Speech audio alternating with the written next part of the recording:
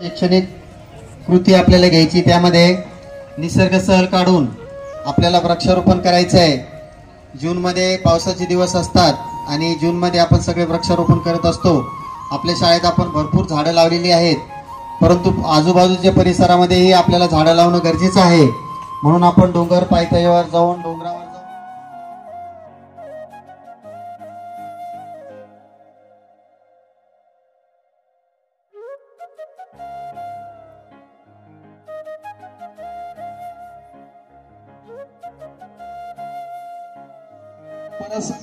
परसचं जे क्षेत्र म्हणतो, या परस बागेमध्ये आपल्याला काही प्रमाणात भाजीपाला लागवड करता येतो।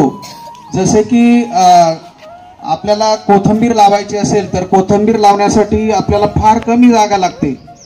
आपण 2 फूट बाय 3 फूट एवढ्या छोट्या जागेत किंवा कुंडीमध्ये सुद्धा आपण कोथिंबीर लागवड करू शकतो।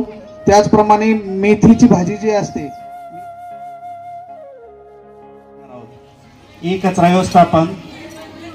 आता कचऱ्याचे अनेक प्रकार असतात, जसं आपण सुका कचरा, ओला कचरा, याप्रमाणे ई कचरा व्यवस्थापनचं महाराष्ट्र शासनाने 2011 पासून अधिनियम जारी केलेले आहे, अधिनियम सूचित केलेले आहेत। कचरा व्यवस्थापन कसा करायचा, सुरुवातीला सर्वप्रथम ई कचरा म्हणजे काय ते आपण बघू। ई कचरा म्हणजे इलेक्ट्रॉनिक कचरा।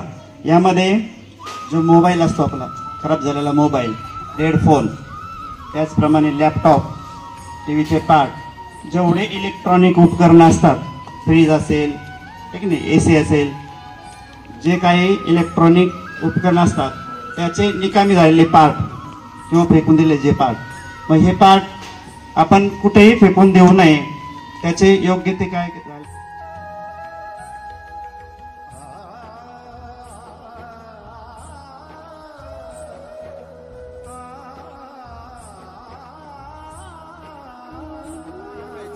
अक्षय ऊर्जा म्हणजे काय, जी कधी न संपणारी जी ऊर्जा आहे त्याला आपण काय म्हणतो, अक्षय ऊर्जा।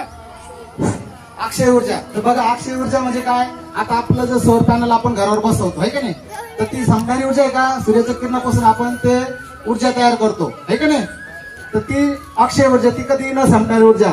त्यानंतर पवन ऊर्जा म्हणजे काय माहित आहे तुम्हाला, वाऱ्या, हवा वाऱ्यापासून जे पवन चक्कीपासून। नमस्कार विद्यार्थी मित्रांनो, नमस्कार विद्यार्थी मित्रांनो। पाणी बचत याविषयी मी आज तुम्हाला थोडीशी माहिती सांगणार आहे। आपण दररोज पाण्याचा वापर करतो। पाणी ही आपली आवश्यक गरज आहे, मूलभूत गरज आहे। पाणी वापरत असताना काय काय काळजी घ्यावी हे मी आता तुम्हाला सांगणार आहे। बरेच जण